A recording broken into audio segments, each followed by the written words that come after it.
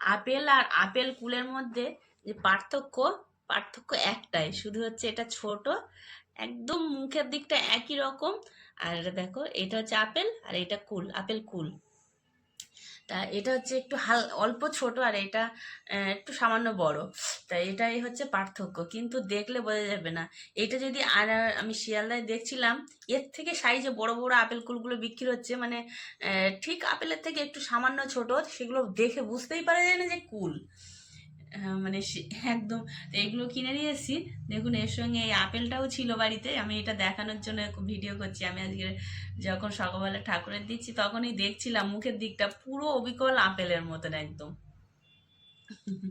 তা বেশ খেতেও কিন্তু ভালো, আপেলের মতো মচমচ করে, দারুণ খেতে। পার্থক্য শুধু ছোট আর বড়।